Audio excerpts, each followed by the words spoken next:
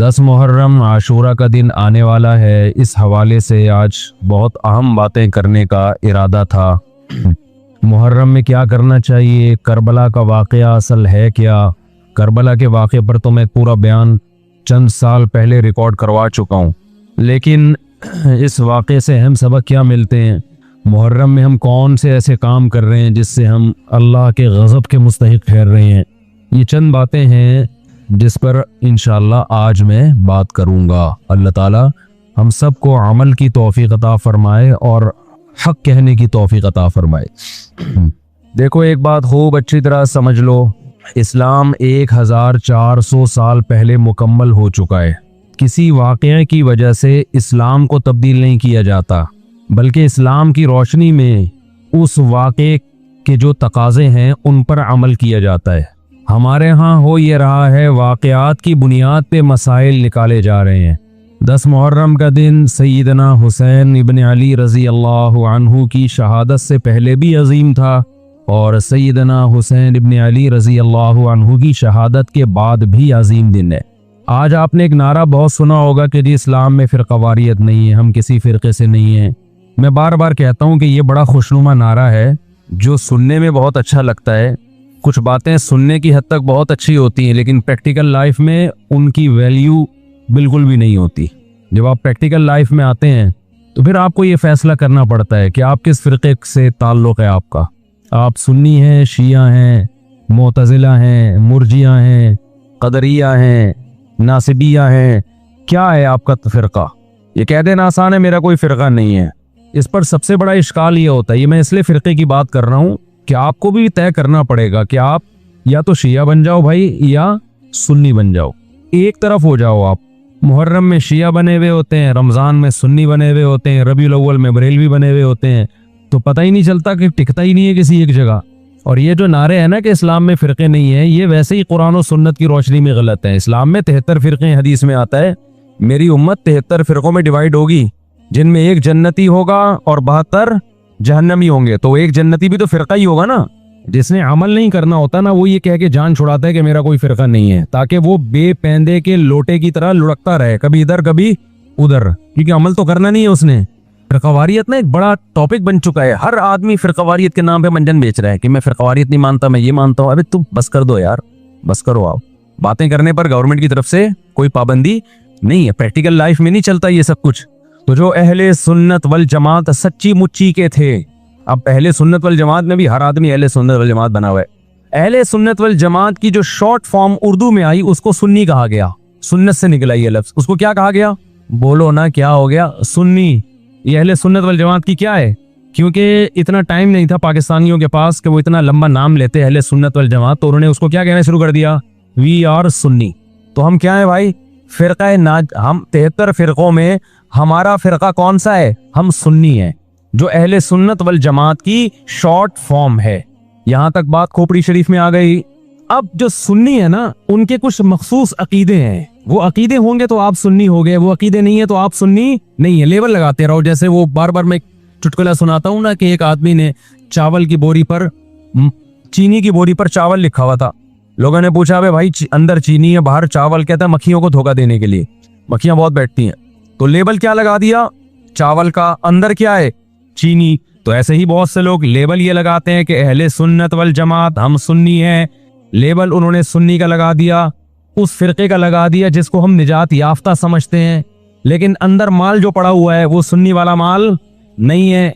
तो याद रखो, चावल के लफ्ज़ से क्या मक्खी धोखा खा सकती है और बोरी पे ना आए, तो क्या सुन्नी के लफ्ज़ से फरिश्ते धोखा खा सकते हैं? ये माज़ अल्लाह, अल्लाह धोखा खा सकता है जबकि अंदर माल सुन्नी वाला नहीं हो। ये हो सकता है क्या? तो इसलिए मैं कहता हूँ आप एक चीज हो जाओ, या सुन्नी हो जाओ या शिया हो जाओ या कुछ और हो जाओ। कभी उधर जा रहा है, कभी उधर जा रहा है, कभी उधर लुढ़क रहा है। मुहर्रम में शिया बन रहा है, रबीउल अव्वल में बरेलवी बन रहा है, रमजान में इंसान का बच्चा बनता है। थोड़ा मैं ये नहीं कह रहा कि बरेलवी इंसान के बच्चे नहीं है, यानी रमजान में ऐसा लगेगा जैसे बहुत नेक आदमी। तरावी में पहले 3 दिन देखो ना आप। अभी तो मैं ये बात ही नहीं कर रहा कौन जन्नती, कौन जहन्नमी, कौन गलत, कौन सही। अभी तो मैं सिर्फ ये बता रहा हूँ कि असलाफ ने 73 फ़िरक़ों में से जो एक जन्नती होगा उसको एक्सप्लेन कैसे किया है। अगर बरेलवी उसमें पूरे उतरते हैं तो भाई वो जन्नती है। मैं किसी को जहन्नमी जन्नती नहीं कह रहा, मैं तो क्राइटेरिया बता रहा हूँ, हो सकता है मैं ना उतरता हूँ, बरेलवी भाई पूरे उतरते हो, शिया लोग पूरे उतरते हो, किसी एक को मैं यकीनी तौर पे ना जन्नती कह रहा हूँ ना जहन्नमी। मैं तो कह रहा हूँ कि आप फैसला करो कि आप उधर हो या इधर हो, दरमियान में ना लटको। ऐसा नहीं हो सकता एक टांग जहन्नम में एक टांग जन्नत में आपकी, या तो पूरे उधर जाओगे या पूरे उधर जाओगे। खोपड़ी शरीफ में बात आ रही है कि नहीं आ रही है? तो नबी सल्लल्लाहु अलैहि वसल्लम ने फरमाया, जन्नती फिरके की अलामत मा अना अलैहि व अस्हाबी, जिस पर मैं और मेरे सहाबा हूं।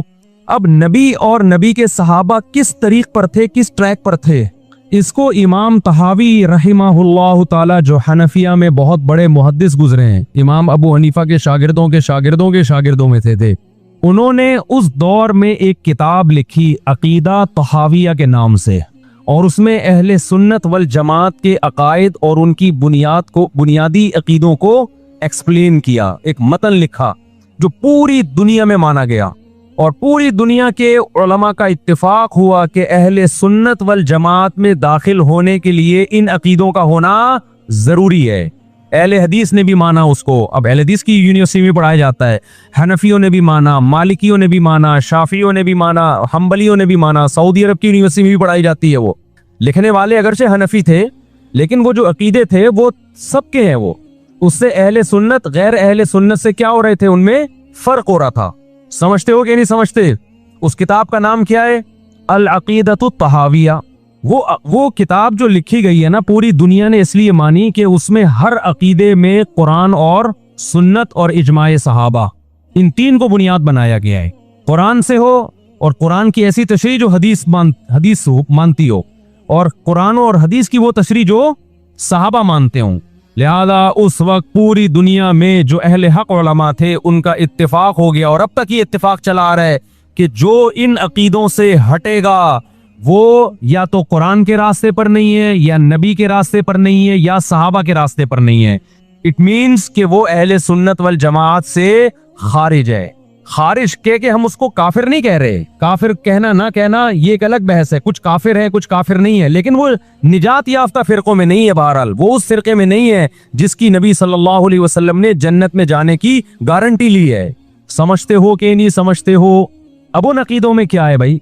वो ये कि अहले सुन्नत वल जमात जब भी कोई मसला निकालेंगे, उसकी बुनियाद चार चीजें होंगी: कुरान, हदीस, इजमाए उम्मत। यानी ऐसी तशरीह कभी नहीं की जाएगी कुरान और सुन्नत की जो उम्मत के इजमा के खिलाफ हो, क्योंकि उम्मत, हदीस में बहुत दफा ये है कि उम्मत गुमराही पे जमा नहीं हो सकती।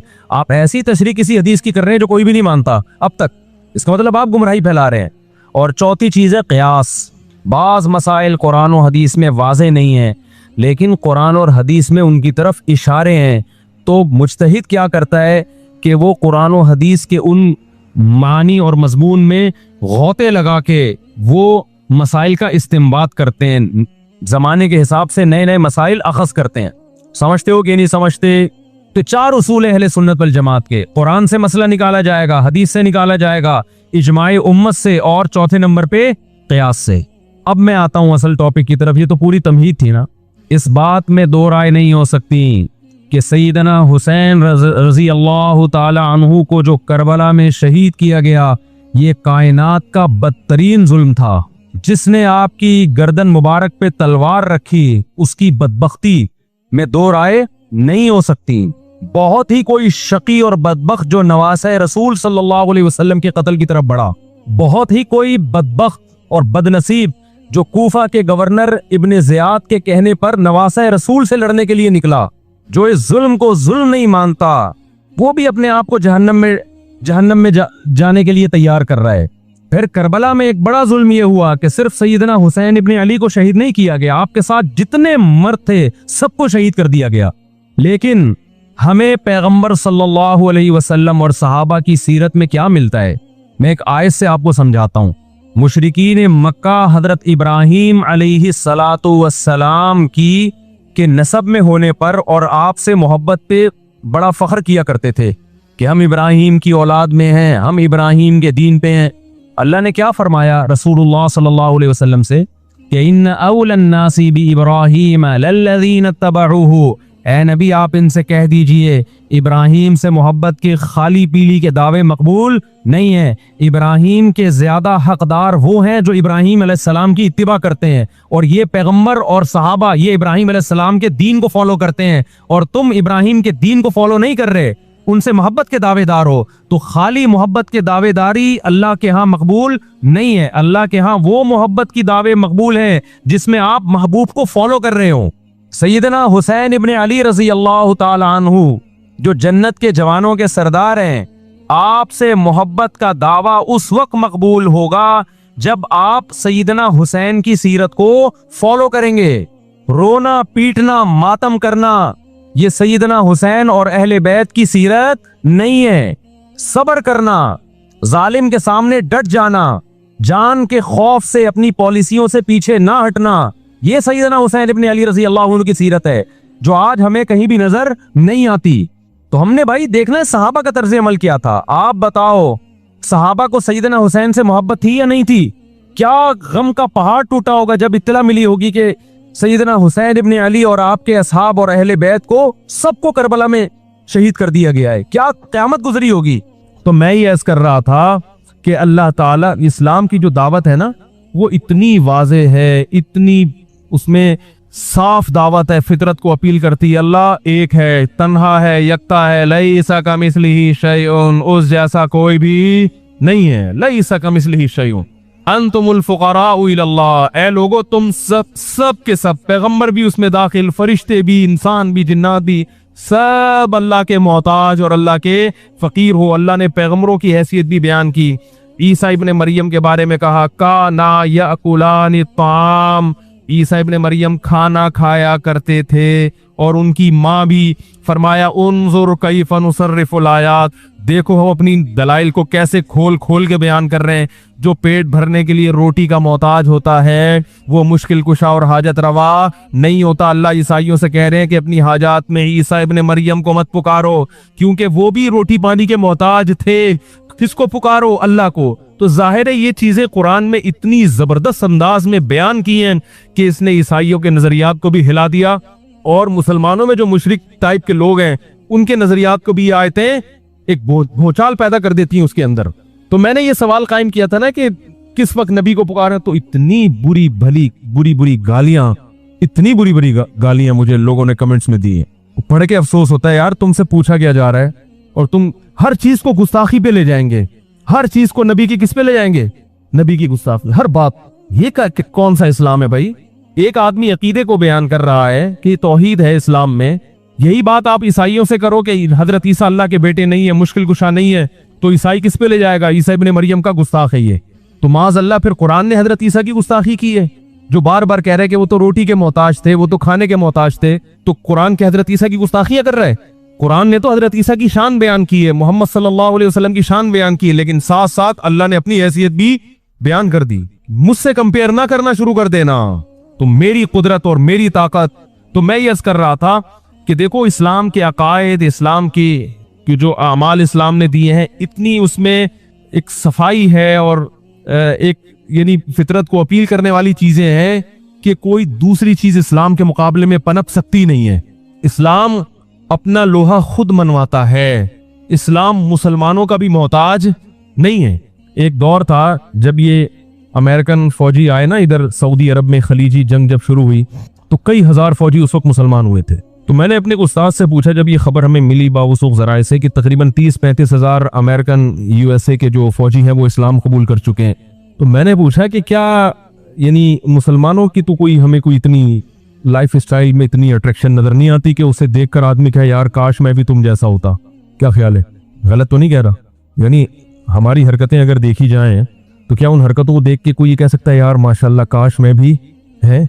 ड्राइविंग करके देख लो, बाइक वाले को हॉर्न बजा के तो देखो, आप फास्ट ट्रैक पे चला रहा होगा 6 बच्चों को बिठा के, उससे ये भी खतरा नहीं होता कि इस ट्रैक पे जरा सा स्लिप हुआ तो ये और पीछे से ट्रेलर आ रहा होगा, वो आ रहा होगा कंटेनर को उठा के ना, इन बच्चों का स्टिकर बना के निकल जाएगा वो।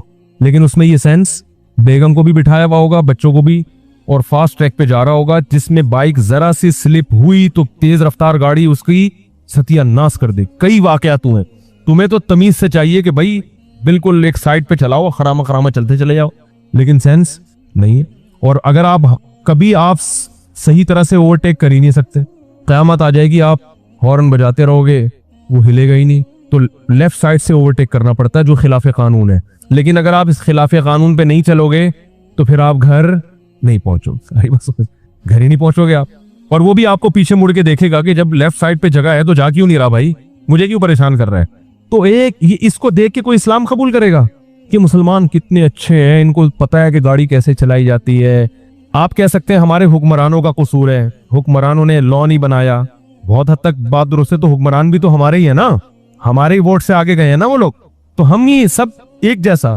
तो मैंने उनसे कहा कि क्या अरबों में इतनी अच्छी, अरबों में बहुत सी अच्छी क्वालिटीज भी हैं, याद रखो सखावत में अरबों का आज भी दुनिया में कोई मुकाबला। और याद रखो अरब में ज्यादातर जो इमेज अरबों का सामने आता है वो खराब वाले अरबों का सामने आता है, अच्छे अरबों का मीडिया के सामने आता ही नहीं है। मैं इसकी एक मिसाल देता हूँ, 2 मिसालों से बात समझाता हूँ। मैं जब थाईलैंड जा रहा था पहली दफा, तो थाईलैंड एक बड़ा अय्याशी वाला मुल्क है, लोग अय्याशी के लिए बहुत सारे जाते हैं, लेकिन सारे नहीं जाते, क्योंकि वहां जो पाकिस्तानी जॉब करते हैं उन्होंने मुझे कहा कि बता देना हम यहाँ अय्याशी के लिए नहीं आए, लोग समझते हैं कि जो थाईलैंड में जॉब कर रहा है वो गलत ही होगा। तो उन्होंने कहा प्लीज आप बता दीजिएगा कि सारे गलत नहीं होते। तो मैंने कहा चलो, आज मुझे याद आया 3 साल के बाद, मैंने कहा बता दूं मैं आपको कि जो भी थाईलैंड में है जरूरी नहीं कि वो गलती हो, लेकिन बहुत से लोग अय्याशी के, बहुत खुलेआम अय्याशी है वहां पे। तो खुलेआम का मतलब ये नहीं है कि यूरोप की तरह, यूरोप जैसी नहीं है, महदूद है, मगर हर एक के लिए वहां पहुंचना आसान है, चले न जाए कहीं। तो मैंने जहाज में देखा कि कुछ ओमान के अरब थे, क्योंकि उनका मखसूस ड्रेस होता है, मखसूस लिबास होता है, सब पता चल रहा था कि, और उनकी हरकतें भी ऐसी कि लग रहा था कि ये क्या है, अय्याश। तो मेरे जहन में एक ओमान के अरबों का जो इमेज कायम हुआ वो ये कि ये लोग सही नहीं होते, अय्याश होते हैं। देखो यहाँ, और उसमें बूढ़े भी थे और ऐसी छिछोरी हरकतें कर रहे थे, और एयरपोर्ट पे उतर के भी बड़ी बड़ी अजीब सी छिछोरी हरकतें, और यानी साफ लग रहा था कि यहाँ अच्छी नीयत से नहीं आई। तो मेरे जहन में एक इमेज कायम हुआ कि मैंने कहा यार सऊदिया के और अमारात के फिर भी कुछ तमीज के होते हैं, ये तो सारे ये कैसे हैं, देखो ये ओमानी ऐसे होते हैं। लेकिन जब मैं मस्कत गया हूं तो अरब कंट्रीज में मुझे सबसे ज्यादा नेक जो अरब नजर आए हैं वो कहाँ के, ओमान के। मैंने कहा भाई ये मेरी बेवकूफी थी कि उन लोगों को देख के मैंने ओमान के बारे में इमेज, इसलिए कि इस यहाँ जो आ रहे हैं वो तो अय्याशी आ रहे हैं ना, इसको वहां कोई काम तो है नहीं। ओमानी को थाईलैंड में जॉब करने की तो बिल्कुल भी जरूर, पाकिस्तानी जा रहा हो तो आप ये फर्ज कर सकते हैं या तो तबलीग के लिए जा रहा है, या जॉब करने के लिए जा रहा है, या घूमने के लिए जा रहा है। गरीब आदमी है तो उसने कहा चलो थाईलैंड घूम के आ जाऊंगा, वैसे इतना गुर्बत भी नहीं है वहां पे कहीं आप थाईलैंड के चक्कर में, लेकिन दूसरे मुल्कों की निस्बत तो चलो। लेकिन मस्कत वाला अगर जा रहा है तो जरूरी नहीं सारे ही खराब हो, लेकिन उसमें ये बहुत ज्यादा इम्कान है कि वही लोग नजर आएंगे आपको जो क्या है। तो हमने वो चंद देख के पूरी कौम के बारे में एक इमेज बना लिया। अबू ज़ैबी में हमारे एक दोस्त होते हैं, बयान सुनते हैं, उनका फोन आया, कहने लगे यहाँ अय्याशी के जो होटल है ना, वो कहीं होटल पे जॉब करते हैं। होटल अय्याशी के लिए नहीं बना, लेकिन होटलों में अय्याशी भी होती है। तो कहते हैं मैं तो देखता हूँ कि अरब यहाँ बहुत आते हैं अय्याशी करने, तो अरब तो बड़े खराब है। मैंने कहा मेरे भाई आप अय्याशी के अड्डे पे बैठे हुए हो, तो यहाँ तो वही आएगा जो अरबों में क्या होगा, खराब होगा। आप मस्जिद में जाके बैठ जाओ, फिर देखो कि कितने अरब आ रहे हैं मस्जिद में, फिर कंपेयर करोगे यहाँ कितने आ रहे हैं और वहां। तो यहाँ बैठ के थोड़ी किसी कौम का पता चलेगा। हमारे एक रिश्तेदार हैं अमेरिका में होते हैं, तो वो कह रहे मैं जब यूएसए जहाज में जा रहा था तो अरब भी थे उसमें, तो जैसे ही कुछ अरब आके बैठे उन्होंने शराब की बोतलें मंगवाई, पीना शुरू की। तो अंग्रेज ने कहा देखो ये हैं तुम्हारे मुसलमान अय्याश, हम तमीज से बैठे हुए हैं, पियेंगे, लेकिन ऐसा थोड़ी कि आते ही बोतलें चढ़ाना शुरू कर दी। जब ज्यादा चाहत होगी तो थोड़ी बहुत चाय की तरह पी ले। ये तो बैठते ही हो चढ़ाना शुरू कर दी और झूम रहे हैं और रूसीज को भी छेड़ रहे हैं और पता नहीं क्या क्या हो रहा है। ये है। तो उन्होंने कहा कि हमारे जो रिश्तेदार थे, उन्होंने कहा असल में बात यह है कि तुम ये काम घरों में भी करते हो, तुम इतने खराब हो चुके हो कि तुम्हारे घरों में ये गंद मौजूद है। हम इतने अच्छे हैं कि अभी ये गंदगी हमारे घरों तक नहीं पहुंची, ठीक है ना, हमारे घरों तक, ये हमारे घरों में ये अपने अब्बा के सामने नहीं पी सकता। तो ये अय्याशी के लिए जो चंद मखसूस औबाश और लोफर किस्म के हैं ना, ठीक है ना, वो आके बैठे हैं और उन्होंने कभी देखी नहीं है, या देखी होगी बड़ी महंगी छुप छुपा के कहीं पाइप के मुंह में बैठ के पी होगी, तो अब इनको आजादी हुई है तो दबा के पी रहे हैं। उसकी वजह यह है कि ये अय्याशी से इनकी माएं बहनें और इनके घरों का निजाम बहरहाल हमारा फिर भी तमीज का है। तो मैं इसलिए कह रहा हूं कि कुछ लोगों को कहीं किसी खास जगह पे देखकर फौरन पूरी कौम के बारे में इमेज, तो अरबों के बारे में जो लोगों का इमेज बनता है ना, वो चंद जगहों को जाके देखते हैं, लेकिन फिर भी अरबों में बहुत ज्यादा खुसूसियात है। एक बुराई जो अरबों में जो मिन हैसुल कौम नजर आती है वो असबियत है, ये मैं मानता हूं। अरब में असबियत बहुत है, कौम परस्ती। अजमी को लिफ्ट नहीं कराते वो, सिवाय मस्कत में जो हमें नजर आए वहां ये कौम परस्ती नहीं है। खारजियों को एक तौहीन आमेज है, वहां के उलमा सुलहा नेक लोग भी हैं, लेकिन एक जो इमेज उनका जो हर जगह ही नजर आता है ये बहुत खराब इमेज है। तो ये भी एक ऐसा इमेज है जिससे इस्लाम क्या होता है बदनाम, हालांकि इस्लाम की ये तालीमात नहीं है, इस्लाम की ये तालीमात नहीं है। तो मैं ये कह रहा था कि ये जो, हाँ मैंने उनसे पूछा ये 35,000 यूएसए के फौजी मुसलमान हो गए अमरीकी, तो ये क्या मुसलमानों को देख के? उन्होंने कहा मुसलमानों को देख के नहीं, इस्लाम को देख के। तो मैंने कहा ये फिर भी इस्लाम कहीं? तो उन्होंने कहा कि इस्लाम में खुद इतनी अट्रैक्शन है कि वो खुद लोगों को अपनी तरफ खींचता है, खुद अपनी तरफ खींचता है इस्लाम। और याद रखो हमारे अंदर अगर कोई खैर है तो हमारी गवर्नमेंट की वजह से नहीं है, हमारे तालीम जो कुछ है ना थोड़ी बहुत वो इस्लाम की वजह से है।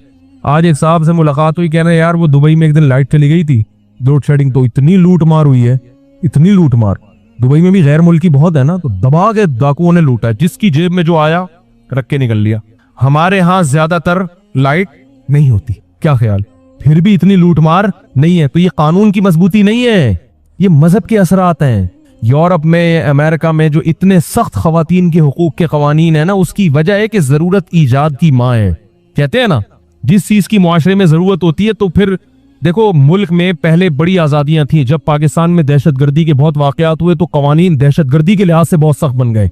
ऐसा हुआ कि नहीं हुआ? इसलिए कि अगर वो हुकूमत या फौज ऐसे ही छोड़ देती तो मुल्क का ही बेड़ा गर्क होता, लेकिन पहले ऐसे कवानीन नहीं थे। तो एक हद तक हुक्मरान बर्दाश्त करते हैं, देखते हैं अब यार ये तो पूरा मुल्क का बेड़ा गर्क हो रहा है, तो मजबूर हो जाते हैं। तो ये जो गैर मुस्लिमों में खवातीन के हुकूक पर तहरीकें चली हैं, विमेन डे मनाया जाए और आज़ादी का दिल मनाया जाए, और उनको इतने कानून सख्त कि जरा सा किसी आंटी को छेड़ भी दिया तो वो नहीं छिड़ी। मैं हांगकांग में था तो वो एक साहब मुझे कहने लगे यहाँ किसी खातून को छेड़ दिया किसी ने, बहुत सख्त सजा है उसकी। मैंने कहा इसमें एक कैद है, बशर्ते कि वो छिड़े नहीं। मैंने कहा ये कानून में लिखा हुआ नहीं है, लेकिन क्योंकि अगर छिड़ गई फिर तो कोई सजा। उन्होंने कहा फिर कोई सजा नहीं है, फिर कोई। मैंने कहा जबकि इस्लाम में ये है कि किसी खातून को छेड़ा, वो छिड़े या नहीं छिड़े, इस्लाम में फिर भी सजा है। ये फर्क है इस्लाम में और बोलो भाई, क्योंकि वो छिड़ गई फिर वो कौन केस करेगा भाई?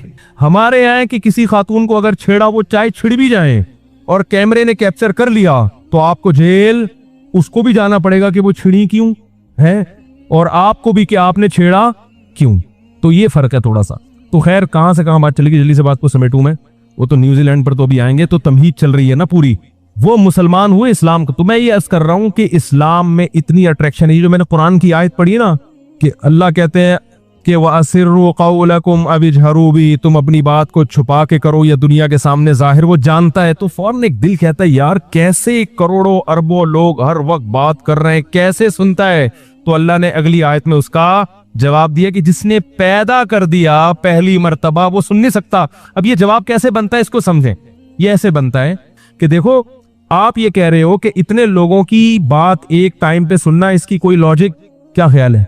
नहीं है ना भाई। एक ही दिमाग किसी का भी एक ही टाइम पे दो तरफ तो मुतवज्जे नहीं हो सकता, बहुत ज्यादा तो दो तरफ होगा तो तीन तरफ नहीं हो सकता। और अल्लाह अरबों खरबों लोगों की बात सुन रहा है। तो ये समझ में आ रहा है कि यार इसकी तो कोई लॉजिक बनती नहीं है। तो अल्लाह ने बता दिया कि जिसने तुम्हें आदम से वजूद बख्शा, इसकी भी कोई लॉजिक, बोलो भाई, जिसने पैदा किया, तो ये लॉजिक समझ में आती है। ये जो डार्विन ने लंबी लंबी छोड़ी है कि खुद से बन गए, ये सिर्फ छोड़ू, ये सिर्फ एक थ्योरी है, ये रिसर्च थोड़ी है। किस किस चीज को कहोगे खुद बनी है? इंसान को आपने कह दिया कि करोड़ों अरबों साल में तरक्की करते करते बंदर बन गया। केले के बारे में ये कहोगे, सेब के बारे में भी ये कहोगे कि पहले कुछ नहीं था, करोड़ों साल में होते होते दरख्त बना, दरख्त से फिर सेब बना, सेब के अंदर बीज, फिर हर बीज में वो सॉफ्टवेयर इंस्टॉल हो गए जिससे दोबारा लाखों सेब बन सकते हैं। क्या हो गया? किस किस चीज के बारे में कहोगे, किस किस चीज के बारे में फर्ज करते चले जाओगे? ये खुद से एक चीज खुद से नहीं बन सकती, यहाँ अरबों चीजें कायनात में खुद से वजूद में आ गई। अनार, उन्जुरु इला समरी, अनार की एक शाख जमीन में गाड़ी जाती है, खाद, गोबर, पानी से वो दरख्त उगता है, फिर उसमें बेहतरीन अनार, और कैसे उसमें खूबसूरत जुड़े हुए दाने होते हैं, और उसमें कैसा बेहतरीन रस होता है। गोबर, पानी और मिट्टी के मिलाप से कैसा खूबसूरत रंग का अल्लाह ने फल बनाया। कुरान कह रहा है उन्जुरु इला समरिही इज़ा असमर, जरा इस अनार के फल की तरफ और इसके फल देने के स्टाइल को तो देखो, ये खुद से वजूद में नहीं आ सकता। ज़ातुल अकमाम, उन पे गिलाफ चढ़ा दिए, केले के ऊपर एक छिलका चढ़ा दिया, केले को इतना शऊर था कि मैं करोड़ों साल में होते होते यहां तक पहुंच जाऊंगा। एक एक चीज ऐसी पैदा करते, और हर बीज में ऐसे सॉफ्टवेयर डाल दिए कि जब आप उसको जमीन में डालोगे तो वो जमीन को मैसेज देगा कि मुझे क्या उगाना है तुमने, गोबर पानी और मिट्टी के मिलाप से क्या बनेगा, वही बनता चला जाता है। और बन के जब बड़ा होता है, खजूर के दरख्त निकल आते हैं, उसमें फिर खजूरें पैदा होती हैं, हर खजूर में फिर वो गुठली होती है जिससे मजीद ऐसे लाखों दरख्त पैदा हो सकते। उस गुठली को जमीन में डालो, फिर वो दरख्त, फिर उससे खजूर, फिर हजारों गुठलियां, उसी गुठली से हजारों गुठलियां, फिर उनसे हजारों दरख्त। लाखों साल से ये प्रोसेस चलता चला आ रहा है। खजूर तरक्की करके कुछ और क्यों नहीं बन गया? लाखों साल से खजूर खजूर ही है। ये डार्विन बंदर तरक्की करके इंसान बना, खजूर तरक्की करके खजूर ही क्यों है? वो आगे क्यों नहीं बढ़ रहा भाई? अब तू कुछ और बन जा। इसका मतलब 2-4 हजार साल पहले भी अगर वो खजूर था तो पैदाइश के वक्त से लेके अब तक वो क्या है? पहली मर्तबा खुदा ने उसको खजूर ही बनाया और अब तक वो खजूर का खजूर ही है। तो पहली मर्तबा अल्लाह ने इंसान को इंसान बनाया और अब तक वो क्या है? ना तरक्की करके फरिश्ता बना और ना तनज़्ज़ुल करके दोबारा बंदर की तरफ जाने की कोशिश की उसने। तो ये बकवासात हैं, डार्विन की फजूलियात हैं, जिसको दुनिया में सिर्फ उसी की अकल कबूल करेगी जो शहवत परस्ती का गुलाम बन चुका हो, जिसको खुदा के वजूद से नफरत हो, जिसको अपने पैदा करने वाले से नफरत हो। ये नफरत और बुग़्ज़ और अदावत उसको इस फजूल चीज पर उभारेगी। वरना अल्लाह की कसम जरा सी भी सेंस रखने वाला आदमी कभी भी इस नजरिए का कायल नहीं हो सकता। तो इसलिए अल्लाह फरमाते हैं अला यअलमु मन खलक। सूरह मुल्क के अल्फाज देखो, अल्लाह कहते हैं हर कुछ जानता है। या अल्लाह कैसे? फरमाते भला जिसने पैदा कर दिया वो नहीं जानेगा? क्योंकि पैदा करना ज्यादा मुश्किल काम है, उसकी कोई लॉजिक नहीं थी। बना दिया उसने, आदम को बनाया, उनको सुला के उनकी पसली से औरत को पैदा करके। औरत का बनाना भी अजीब, आदम का बनाना भी अजीब, और दोनों के मिलाप से पूरी दुनिया में इंसानों को भर दिया। क्या अजीब सिस्टम है, क्या अजीब निजाम है। तो अल्लाह फरमाते हैं इसकी जैसे कोई लॉजिक नहीं है। तो पता ये चला कि वो कुछ करने में लॉजिक का मोहताज नहीं है। लिहाजा तुम चूंकि इन मादी कानों से सुनते हो, इस कान की सलाहियत महदूद है। इस मादी दिमाग से सोचते हो, इस दिमाग में सिग्नल को कैच करने की सलाहियत महदूद है। अल्लाह जो सोचता है और सुनता है और देखता है, वो देखने के लिए आंखों का, सुनने के लिए कानों का, सोचने के लिए दिमाग का मोहताज नहीं है। इसलिए तुम्हें उस पर ताज्जुब हो रहा है कैसे हर एक की सुनता है वो। मौलाना अशरफ अली थानवी रहिमहुल्लाह के पास एक शख्स आया, एक हिंदू, कहने लगा कि हम बोलते हैं जबान से, हमें बोलने के लिए क्या चाहिए? जबान। तो आप कहते हो अल्लाह की आंख नाक जबान नहीं है, जिस्म नहीं है उसका, तो अल्लाह की बोलता है जो कलाम किया कुरान की शक्ल में, वो किस उज़ू से किया है? तो उन्होंने फरमाया कि अच्छा हम तो जबान से बोलते हैं। जबान किस आले को इस्तेमाल करती है बोलने के लिए? उसने कहा जबान तो खुद बोलती है। तो उन्होंने कहा अल्लाह भी क्या है? अल्लाह की जात बोलती है, अल्लाह की जात बोलती है। तो अल्लाह की जात सुनती है, अल्लाह की जात देखती है, अल्लाह की जात बोलती है। वो सबब का मोहताज नहीं है। लिहाजा उसके लिए किसी चीज को फर्ज करने के लिए लॉजिक तलाश करना ये परले दर्जे की हमाकत और बेवकूफ। हम बने हुए हैं, उसने हमें किसी सबब के तहत बनाया है। मिट्टी और गारे में कोई उसने ऐसे कोई करिश्मे दिखाए हैं जिससे चीजें वजूद में आई, और फिर औरत को पैदा किया, फिर मिलाप से बच्चे पैदा कर दिए, फिर मर्द और औरत पैदा होते चले आ रहे हैं, फैलते चले आ रहे हैं, यहां तक के फैमिली प्लानिंग वाले परेशान है। ये हो गया रहा है।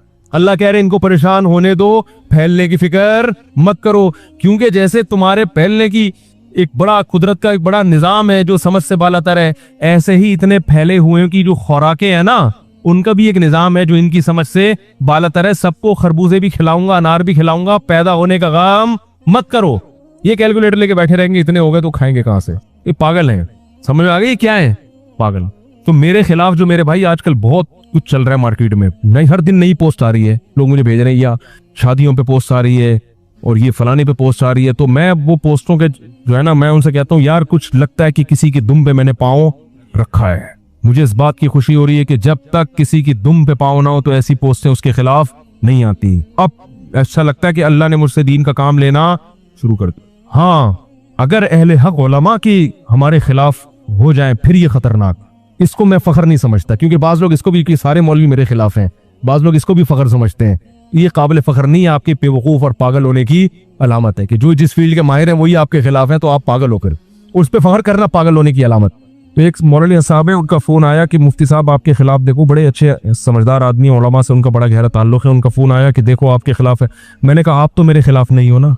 उन्होंने कहा नहीं। मैंने कहा बस आप जैसे लोग जब तक मेरे खिलाफ नहीं है तो मुझे यकीन रहेगा कि मैं हक पर हूं। जहां बड़े उलमा खिलाफ हो गए फिर ये बात खतरनाक है।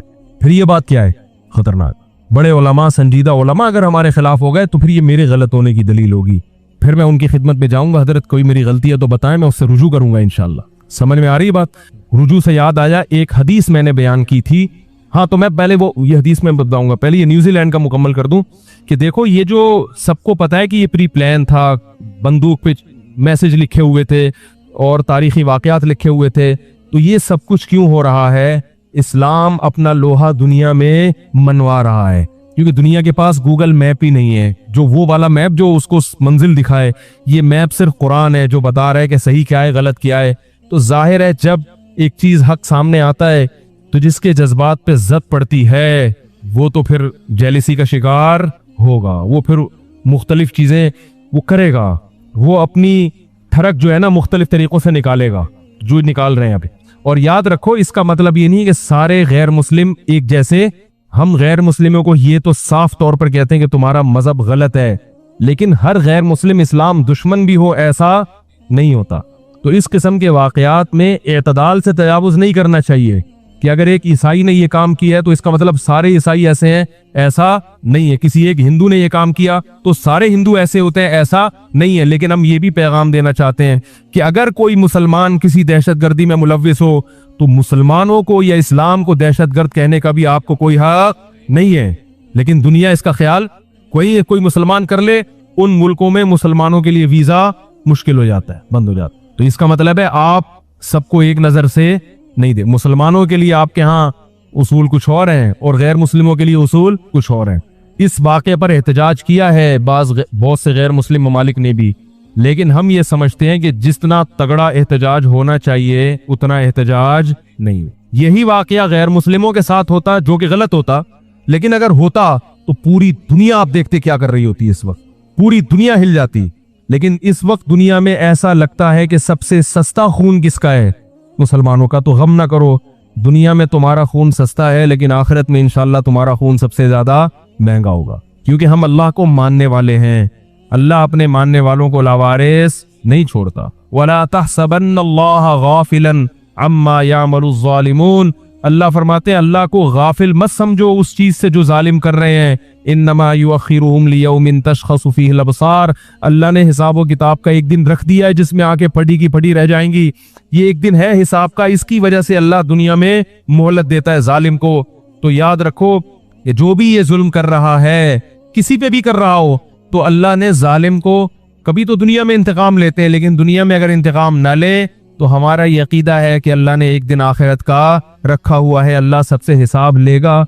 ये जालिम लोग अल्लाह के कहर और अजाब से बच के नहीं जा सकते, कहीं नहीं जा सकते बच।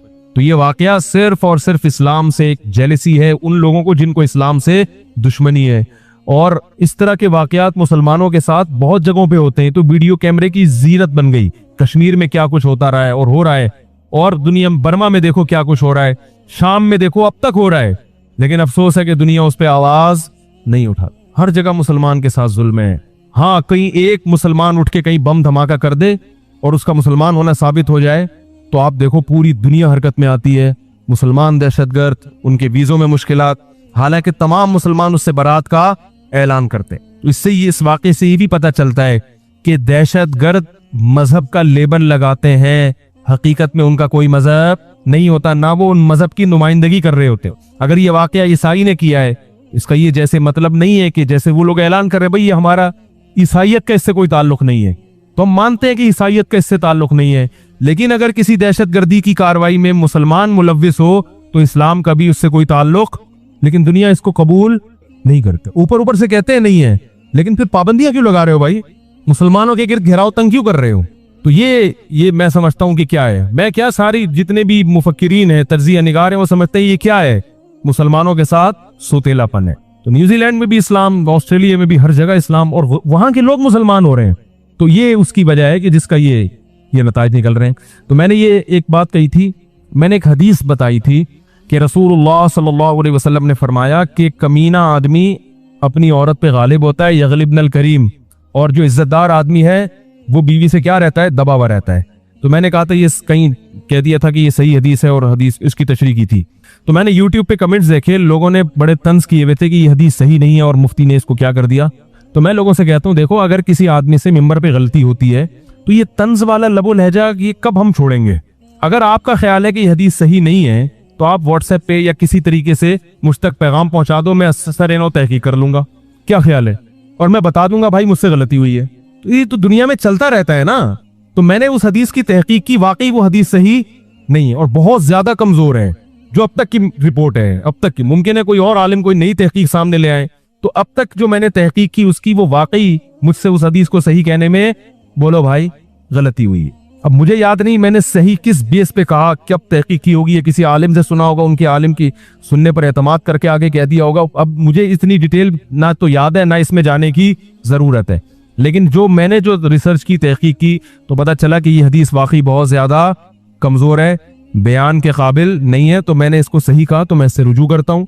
लेकिन मैं आप लोग से भी कहता हूं कि अगर कोई मिस्टेक किसी आलिम से हदीस को सही या ज़ईफ कहने में हुआ करे किसी मौलाना साहब में, तो तंजिया लबो लहजा इख्तियार करने की चंदा जरूरत नहीं है। आप तमीज से हमें बता दें। अल्लाह ने हमें टूटा फूटा ये ज़र्फ दिया कि हम मिंबर में बता देंगे भाई गलती हो गई, खत्म, कौन सा इतना परेशान हुई जरूरत। रहा ये मसला कि लोग कहेंगे ये तो मौलवी साहब रुजू करते रहते हैं, तो आपने बैठना है, बयान सुनो, नहीं सुनना तो जाओ यहाँ से। मुझे कौन सा आप लोग को पैसे दे रहे हो बयान के, क्या ख्याल है। हम उस वक्त भी बयान करते थे जब 4 आदमी हमारे बयान में बैठते थे। मुझे वो दिन भी याद है। एक दफा मैं दरसे कुरान के लिए, कब की बात होगी ये, 94 की बात कर रहा हूं मैं। 94 कितने साल हो गए, 20 24 नहीं 25 26 साल पुरानी बात कर रहा हूं। मैं दरसे कुरान दिया करता था।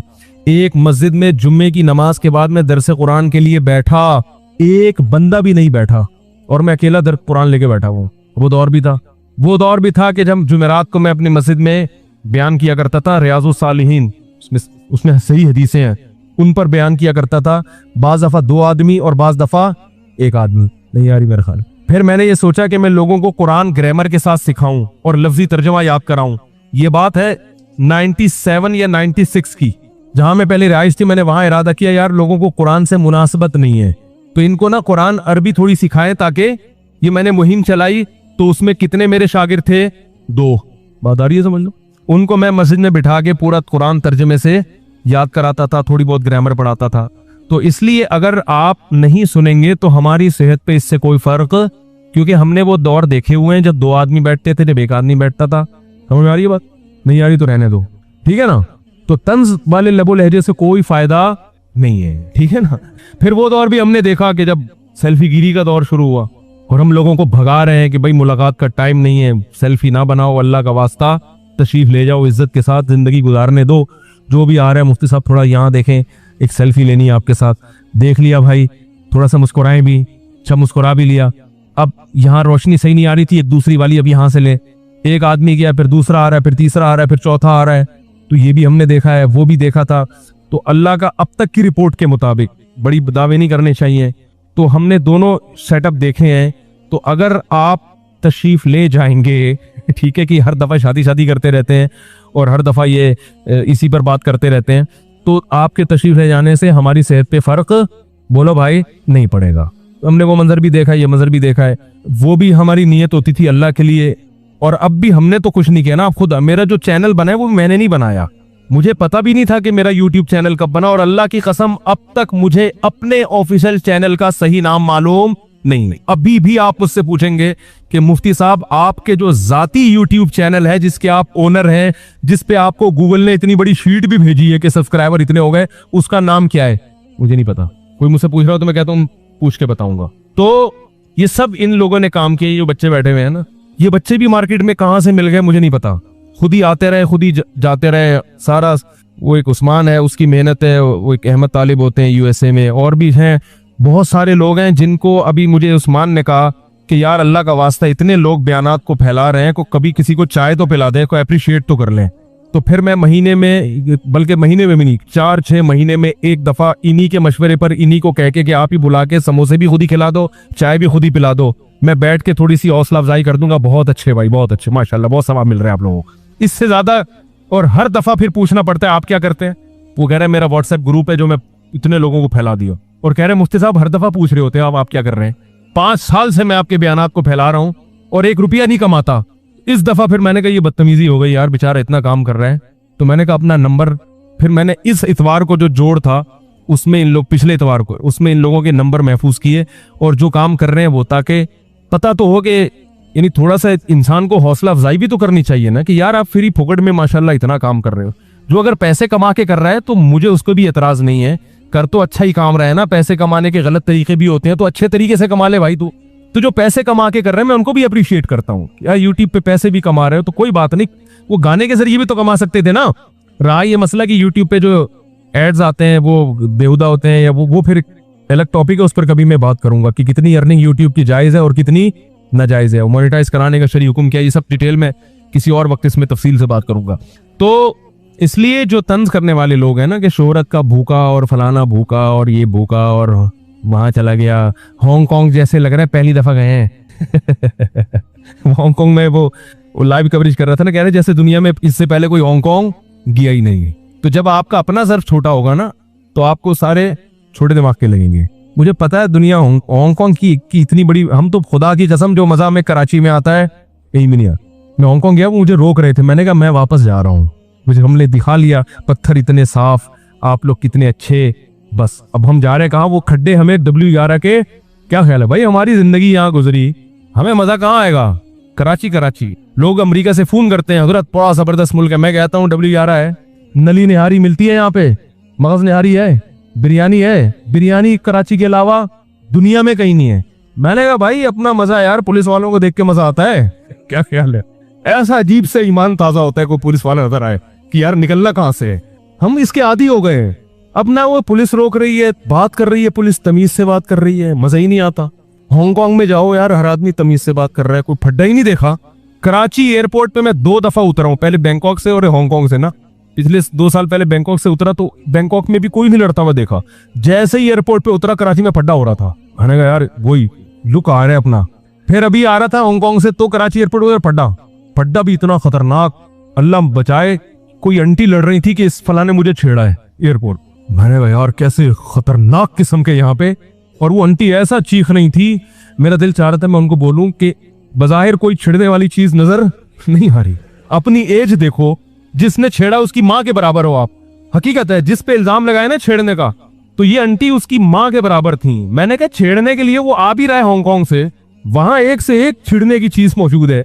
वो बेचारी आंटी को गलतफहमी हुई, मुझे पता है वो जानकर नहीं कर रही, लेकिन गलतफहमी हो भाई, माफ कर दो यार, गलतफहमी हो गई, या कुछ बेचारा कहीं वो सामान लेते हुए टकरा गया होगा, तो अखलाक भी तो कोई चीज होता है। आपने एकदम उस बेचारे पे वो चीखना चिल्लाना शुरू कर दिया, तो ये तो आप अपनी बेइज्जती कर रही हैं। उस बेचारे का इतना सा मुंह ना, जब कोई औरत इल्जाम लगा दे उसकी क्या इज्जत रह जाएगी। तो लेकिन बहरहाल फड्डेगा, हम कभी उसको पकड़ने, कभी आंटी को समझा रहे नहीं, देखें वो बेचारी आंटी को भी गलतफहमी हुई होगी, मैं उनको बुरा नहीं कह रहा, बाज दफा गलत गैरत भी होती है, बाज दफा कि भाई वो उनको ये एहसास होता है कि भाई हम इज्जतदार लोग हैं, तो इसको एहतियात करनी चाहिए थी। लेकिन बहरहाल हम हैं फड्डेबाज, इतना तो है, हम हैं फड्डेबाज वो, तो हमें तमीज सीखने की बहरहाल। लेकिन मैं ये बता रहा हूँ कि मजा बहरहाल हमें कहाँ आता है। सब अच्छे हैं, मस्कत भी बहुत अच्छा, सऊदीया भी बहुत अच्छा, तुर्की भी बहुत ही अच्छा, बैंकॉक भी बहुत अच्छा, थाईलैंड वो हांगकांग भी बहुत अच्छा, और पता नहीं कहाँ कहाँ गया हूँ, जो भी जहाँ गए वो बहुत अच्छे। मजा बहरहाल हमें इसी गंदे में ही आता है भाई। क्या ख्याल है, मजा कहाँ आता है, इसी गंदे में ही आता है हमें। इसलिए नहीं कि हम गंदे हैं कि यहाँ आपके, हाँ तुम गंदों को तो गंदी जगह पे मजा, इसलिए कि भाई हम यहीं पैदा हुए, इसी मिट्टी में बड़े हुए, यहीं के होटलों में खाना खाया, यहीं शरारतें की, यहीं इल्म भी हासिल किया। क्या ख्याल है, शरारतें गलत वाली नहीं, जो शरारतें घंटी बजा के भागना इस हद तक, बस बचपन में जो सभी करते हैं आप लोग ना किया करें, जो बच्चे यहाँ बैठे हैं, तो वही स्कूल भी हमें यही वाले, तो सब इसी में, फिर मजा इसी में आता है। अबे तबे का जो यहाँ मजा है वो बाहर नहीं है, लेकिन जो बाहर सेटल हो गए उनको वहां मजा आता है, तो हम कहते हैं ठीक है आपको यहाँ मजा आ रहा है, हमें मजा कहाँ आएगा, हमें कराची में ही आएगा, पाकिस्तान में आएगा, और खास तौर पर कहाँ आएगा, कराची। लेकिन हर आदमी को अपने जगह पे मजा आता है, वो खुश होता है वहां पे। पिशावर वाले को पिशावर में मजा आएगा, लाहौर वाले को लाहौर क्या है, लाहौर वाले को आप कराची के फजाइल समझा के थक जाओ, वो नहीं मानेगा, वो दुनिया छोड़ देगा मगर लाहौर नहीं छोड़ेगा। वो कहेगा नहीं लाहौर लाहौर है। वो एक लाहौर वाला मक्का गया ना, वहां बैठ के दुआ मांग रहा है बैतुल्ला के सामने, कह रहे अल्लाह किन्ना सोना मदीना ते किन्ना सोना मक्का, पर लाहौर लाहौर है। अल्लाह को समझा रहा है कि अल्लाह इसका ये मतलब नहीं है कि मैं लाहौर को छोड़ दिया मैंने। तो ये इंसान की नेचर है कि वो जिस मिट्टी में पलता है, जिस माहौल में, उससे उसको लाशूरी तौर पर मोहब्बत, घरों से मोहब्बत हो जाती है ना। मेरी वालदा जहां रहती थी, अब वो घर पुराना हो गया था, वालिद साहब ने बनाया था किसी जमाने में, पुराना हो गया, दीवारें गलना, हम कहते थे वालदा को छोड़ दो इस जगह को, निकल आओ यहाँ से, ये घर गिर जाएगा, ठीक है ना। नहीं, वालदा ने कहा नहीं भाई, मैंने अपने मियाँ के साथ जिंदगी यहाँ गुजारी, अपने बच्चों के साथ जिंदगी यहाँ गुजारी, बूढ़े थोड़ी छोड़ते हैं भाई, वो सहूलतें होंगी तुम्हारे लिए, हमें तो यहाँ पड़ोसियों से 30-40 साल हो गए इनके साथ रहते हुए, वो नहीं छोड़ा उन्होंने। वालदा का इंतकाल हुआ है उसी घर में, ठीक है ना, वहीं उसी कब्रिस्तान में दफन हुई है। तो ये इंसान की नेचर है कि वो, तो हमें नहीं शौक है भाई, ठीक है, तो अपना जितना जैसा ज़र्फ होता है उसी हिसाब से लोग तबसरा करते हैं। रफ़ी भाई कह रहे हैं कि मुफ्ती साहब का बयान सुन के लोगों को दूसरी शादी की रग़बत हुई है। अब भाई खुद सवाल करने वाला, अब खुद लोग ऑटोमेटिक हो गए हैं। अच्छा, अगले इतवार को बयान नहीं होगा और इस जुम्मे को भी बयान नहीं होगा, मेरा सफर है और लाहौर का सफर है, लाहौर है जिसके फजाइल बयान कर रहा हूँ, तो इस जुम्मे को भी बयान नहीं होगा और अब जो इतवार आएगा उसमें भी बयान नहीं होगा, उसके बाद जो जुम्मा आ रहा है उसमें बयान होगा और फिर इतवार को भी होगा इंशाल्लाह।